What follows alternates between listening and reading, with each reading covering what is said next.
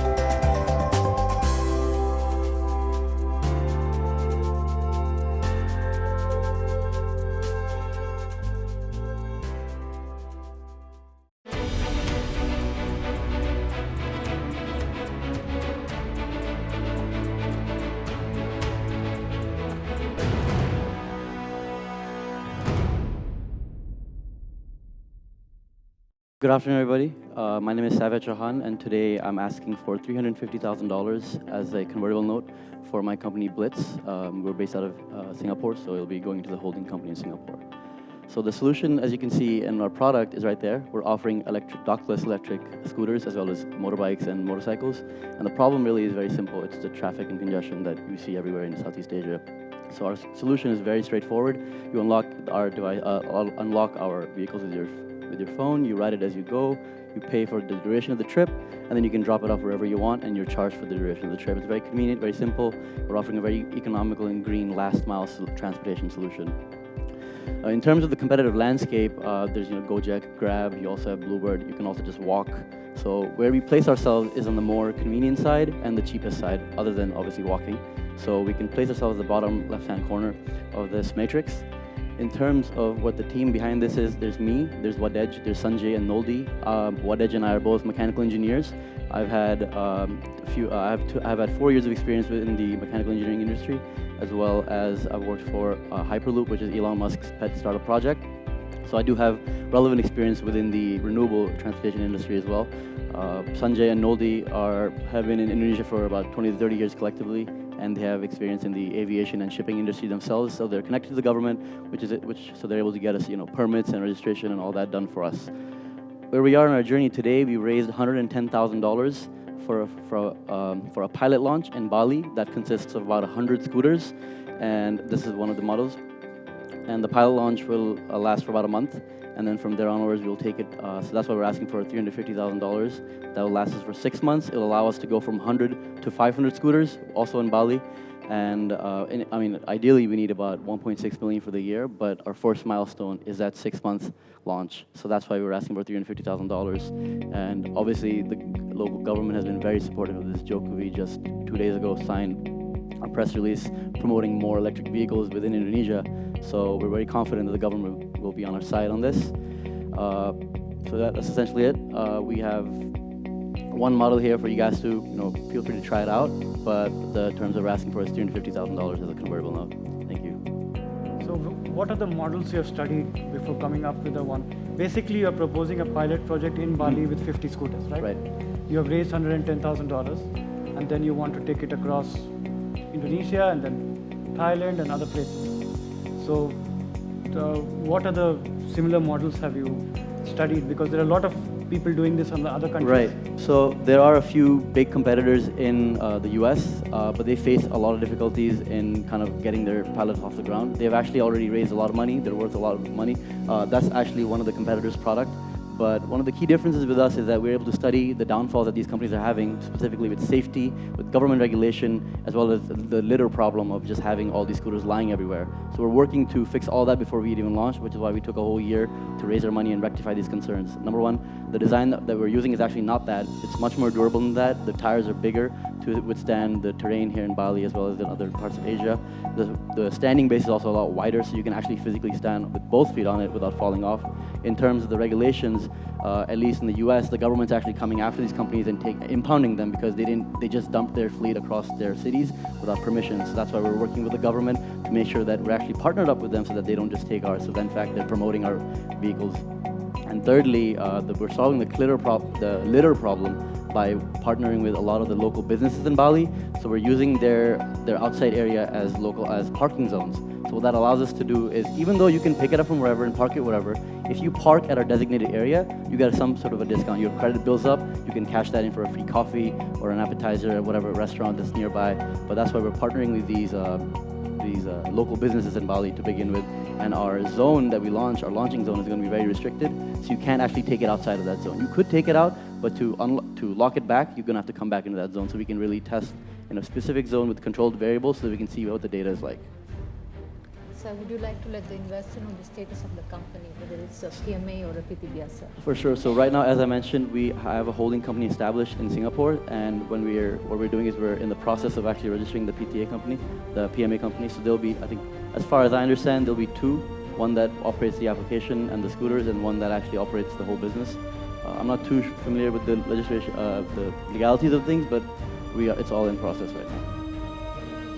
Okay, investors, any thoughts? I have a quick question for you, Sunil. So have you done the pilot or you plan to do the So pilot? we're planning on doing the pilot.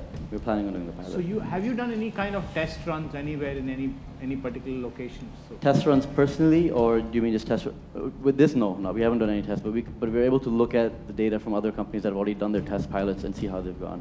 I was able to get in touch with a company in Brazil, and they actually advised us to do the pilot project with 100 scooters because that's how they started in Brazil, and now they're the only and biggest company in Brazil that's running these.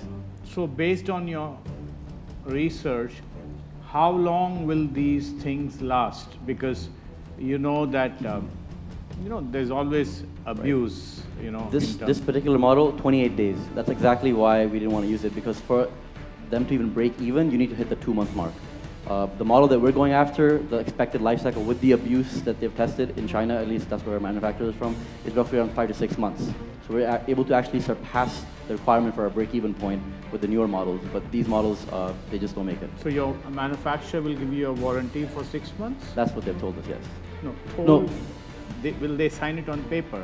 I mean, I would ideally hope so that they can sign it on paper, but because we have not signed a contract with Because them we are yet. here talking about serious money, right? So you can't be saying they are saying that they are saying this.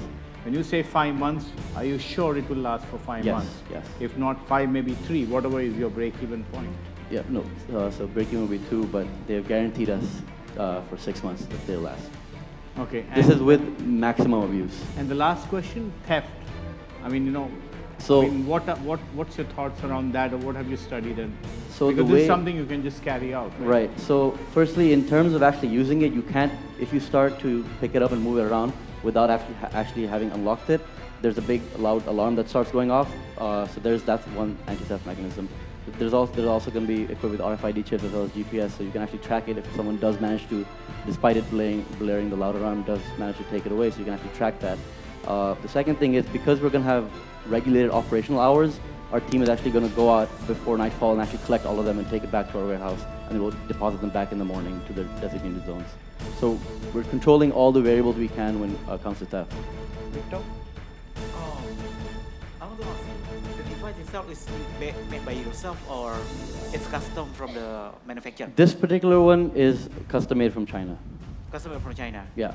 So if I have like scooter like this, but I want to add GPS or something like that you can connect with the apps, can you make it? Yeah. Oh, okay. So this one is, even this one is for a personal use, so this one doesn't require an app. You can just turn it on and go. But the ones that we're bringing in, they have the GPS equipped, they're waterproof, they have the RFID chips, so that we can actually access it with the application itself, lock it with the application itself. How many models are you trying to So the pilot stage is 100, and that's the money that we've raised for. How many models? Models, different models. The pilot stage is all one type. Oh, all one type, yes. One all one type. type. The more durable model, it's all gonna be one type, yeah. Edward?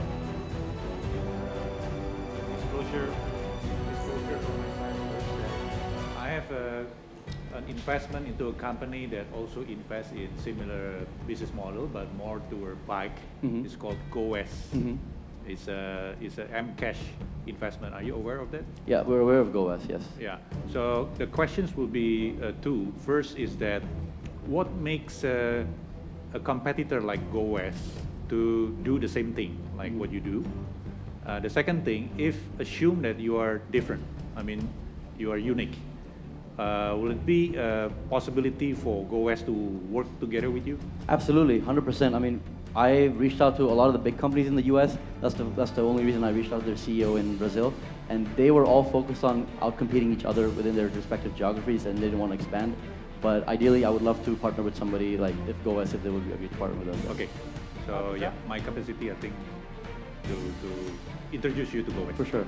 I would like to know the stage of your application development right now. Application development? Yeah. So we have outsourced a team from India, and they've begun developing the application for us. So that's due to be completed in roughly the next 1 month to 2 months. Begun or already? They've already started. Already started. It's in process, as well as the supplier. So I'll be going to China at the end of this month to finalize the actual supply and make sure that we have the right So model. actually, you guys don't have a complete model yet. Say that again? Complete model yet. Don't Yeah. have already. The bags don't arrive. Not They've not arrived yet. okay. And the apps, it's not done. No, not done yet. So no demo to show. So we with the application, I don't Uh-huh. have a demo right now, but Okay. it's almost done. So it's alpha. It's alpha, yes. David? Thank you. I think you need also partnership. I would like to co-invest and receive guidance also from my former mentor, my big brother here. I always forgot his name because I'm dyslexic. Yeah, Edward. Yeah, he invests a little bit in my startup before. Yeah, and he took it very fast. Yes, I'm always learning from him. So I like to partner also with all his idea. And beside your partnership with a company like him, you need also to partner with mass organization or local communities like me, for example, Betawi people, you see, because I'm a chairman of this new young Betawi movement called Betawi Bangkit. Our registered member in Jakarta is 15,000. You can check our Instagram. We have 15,000, and my YouTube, because I invite our members to subscribe in our YouTube channel, and my YouTube channel follower is 66,000 follower, and most of them are Betawi people. So Betawi, you know, is the real Jakartan, as you see, and we are organized as FBR, you know, from Betawi Rempu, Forkabi, Forum Komunikasi Anak Betawi. We have the upper organization, which is Bamus Betawi. So in Jakarta, for this type of business, you need to partner with us. Otherwise, you can get stalled easily. I would absolutely love. I would Yeah. absolutely love that if you. That's could one partner thing. with us, yeah. One thing. The second can thing, stall it itself. yes, because my organization is called Betawi Bangkit, is the right hand of those organizations. Okay. We are not dealing with martial arts or hardcore movement. Now we are using our brain. You see, we sift, you know, and it happens that I'm a Betawi guy. You see, so I'm inviting you to, in either way, you take us as your partner, either you want it or not, or your business will, or otherwise your business will die easily here in Jakarta. No, 100%. I would love to. I would love to partner. Thank with you, thank you. definitely. Thank you. Yeah. No, because I'm sorry to say. No, I understand. Yeah. I'm sorry to say, you need to partner with us. Yeah, I you like know? the motivation. Otherwise, I just call all my friends, and one time they see your electric scooter, we can take it easily. Put it in the car. You see? Okay, Yeah. one more question. Before we actually, Thank you. So you agree to partner with us? I agree. Yes. Thank you, thank He you. has no choice. Thank you, thank you. You have no choice in either way. I agree. I agree. Thank you. So, how easy is for somebody to copy your model? Like you were saying that you have a unique product. I mean, you know, you come into the market within a month, somebody in China is already manufacturing that, and next town to Batavi, there may be another, set of options, right? In a situation like this, we already have competitors that are directly using a similar model. Right. It's just that having a second mover advantage is better because we're able to study at least their deployment patterns and what difficulties they face. That's why we're able to get to our stage. But there's no protection available, like, patent, IP, whatever. I mean, there's no protection. So the design the models that you the do. design that we're specifically using are patented by that Chinese manufacturer. So if we were to be their only licensed supplier, if we order in large quantities, then I think that's a new we could reach. But is that already in the contract? No, because we're only ordering 100. So that would be if we started ordering 1,000, but I don't have the capital to order 1,000 in one go. Even with the 350, the max we can order safely without having a What runway. number do you break even? In terms of what? Okay. Okay, just one more question. Yeah.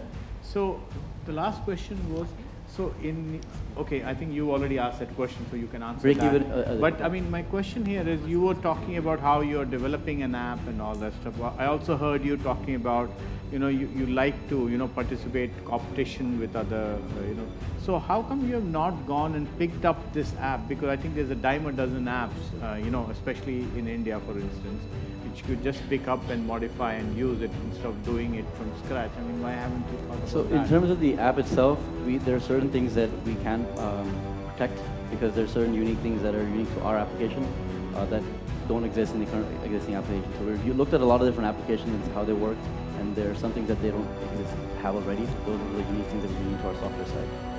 Okay. Otherwise, it's very easy to just pick another one, like you said, So and can modify you just it. walk us through the financial model and the Yeah, break-even? sure. Go before- back to the. For sure. Yeah. Go back to the ask. So you've raised $110,000 as a safe instrument in Singapore. Yes, And you want to raise how much? 350. 350 more as a safe instrument Yep. in Singapore. That will get us through 6 months. 1.6 million would get us for the whole year. Okay. So he's raising $350,000 through a safe instrument in Singapore, the holding company. Okay. But you will commit that in every country that you go, this holding company will own it. Yes, Singapore. Right, so I mean, regarding your financial model, Mhm. what is the break-even point and what's the margins after that? That's Could you what go I to the want- forecast, please? So the break even, I think it was around 18 to 20 months. It all really depends on how many vehicles we're bringing in. So with the existing model, we're using 2 trips per scooter, and that's very conservative because on average, they go for 5 trips a day to about 15 trips at their highest. So we're saying, okay, if we can get every model to run 2 trips for the whole month, 2 trips per day every month, then we'll break even around, I think, 19 to 20 months. 19, 20 19 to months. 20 And months, at yes. that time, what will be the volume of the scooters? So that's towards the end of year 2. So that means we've already come into Jakarta as well and begun in Thailand. So that's, I think, 2,000 in Bali with 1,000 bikes as well. And then 1,000 in Jakarta, 1,000 in Thailand, and 500 bikes in Jakarta and Thailand Okay. as well. So we've just actually pitched and we ended up getting funded. So I'm very grateful for this platform to have us allowed. Thank you.